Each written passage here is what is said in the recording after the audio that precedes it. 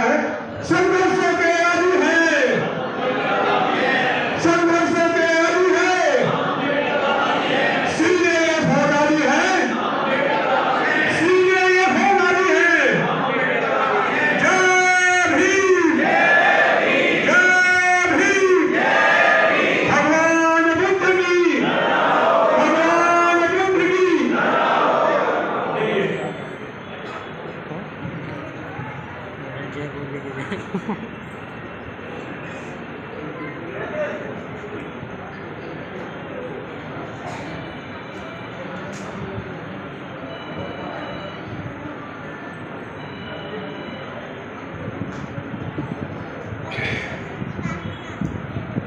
महाकारुणिक भगवान बुद्ध, बोधिसत्व बाबा साहब डॉक्टर अम्बेडकर, भिक्षु वृंद, वंदनीय मातृशक्ति, बुजुर्गों, नौजवान साथियों,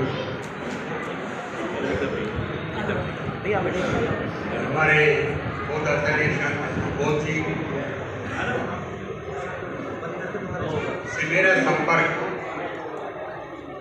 1992 में मैं जब आया, हुआ भी क्या कि मेरी माता की एक्सपायर हो गई थी, तो मैंने सोचा कि बहुत जल्दी से ही सारा संस्कार करवाएंगे हम। उससे पहले मैं आपकी बहुत संग करके अपनी संस्था चला रहा हूँ। बाद में जब मुझे पता लगा कि बाबा साहब डॉक्टर भीमराव अम्बेडकर ने भारतीय बौद्ध महासभा का निर्माण किया हुआ है, तो मैंने उसको उसमें मर्ज किया और 1992 से फिर हमने शुरू कर दिया इस काम को। शांति स्वरूप बौद्ध जी से जब मैं मिला तो मुझे बड़ी हैरानी हुई। हैरानी किस बात की हुई? मैं उनके पास गया, मैंने कहा श्याम जी, वो मुझे जानते नहीं थे, मुझे कोई जानता नहीं, लेकिन किसी ने मुझे कहा कि श्याम जी तुम बौद्ध से मिलिएगा, और मुझे जरूरत थी बुद्ध प्रतिमा की। बुद्ध प्रतिमा चाहिए, तो बुद्ध प्रतिमा के लिए जब मैं उनके पास आया तो उन्होंने कहा कि मेरे पास बुद्ध प्रतिमा है, आप वो वहाँ पर रहते थे प्रार्थना कुंद, आप वहाँ से ले जाइएगा। उन्होंने ऐसे कहा कि आप वहाँ से ले जाइएगा। मतलब एक अनजान व्यक्ति के प्रति और इतना विश्वास कि बुद्ध की प्रतिमा 10,000 रुपए की प्रतिमा, उस टाइम पर 2,000 की थी वो, और ऐसे ही उठा के पकड़ा दी और मैं उसको लेके चला गया। मित्रों, मुझे उस दिन विश्वास हुआ कि बौद्धों के अंदर कितनी बड़ी कल्चर है, और वो चीज शांति स्वरूप बौद्ध के अंदर मेरे को देखने को मिली। उसके बाद क्या था कि हम इकट्ठा काम करते रहे। एक बार पंजाब में गया, लुधियाना के अंदर हुआ क्या कि दिल्ली प्रदेश से शांति स्वरूप बौद्ध, मैं हरियाणा प्रदेश से, पंजाब से विजय किसावर, हम तीनों ने प्रोग्राम बनाया कि उत्तरी भारत के अंदर हम खूब प्रचार करेंगे और भारतीय बौद्ध महासभा का प्रचार करेंगे। तो बाबा साहब डॉक्टर भीमराव अम्बेडकर ने जिसका निर्माण किया था, और हम पंजाब में गए। लेकिन दिल्ली प्रदेश के अंदर कुछ ऐसी बात थी, वो पहले से काम कर रहे थे, मुझे पता नहीं था।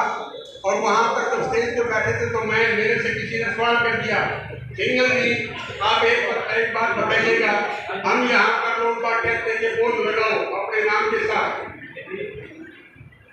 श्याम जी बैठे, हमारे और भी कई साथी बैठे हुए थे, उन्होंने मेरे से सवाल किया स्टेज के ऊपर ही। तो मैंने कहा मैं आचरण में विश्वास करता हूँ, आप बहुत शब्द लगाएं, लेकिन उससे पहले आप अपना आचरण ठीक रखें। केवल मात्र बोध लगाने से बात नहीं बढ़ेगी, क्योंकि भारतीय बौद्ध महासभा का भी अपना स्लोगन था, आचरण में आपने विश्वास करना पड़ेगा। अपने जीवन के अंदर आचरण में ये जीवन को पार करना है। लेकिन फिर भी शांति स्वरूप बौद्ध जी ने कहा, सिंगल जी हमारे दिल्ली प्रदेश का तो एक स्लोगन है कि नहीं, कोई कुछ भी करता रहे, हमारे साथ जो साथी आए वो बोध जरूर लगाए।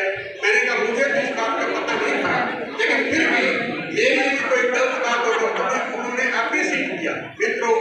इसी प्रकार मैं उनके साथ उज्जैन गया, उनके साथ बॉम्बे गया, तब कई बार गया, लेकिन मैंने एक बात देखी कि जो उनके अंदर कर्मठता थी वो किसी व्यक्ति में मिलती नहीं है।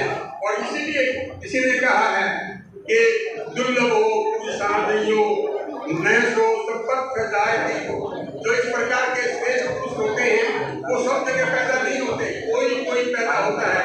और श्रेष्ठ पुरुष से मतलब अभिप्राय यहाँ पर क्या होता है कि जिसके जीवन में बुद्धिज्म उतरा हुआ है, साथ में जीवन में उतर गया, लेकिन वो प्रचार प्रसार नहीं करते।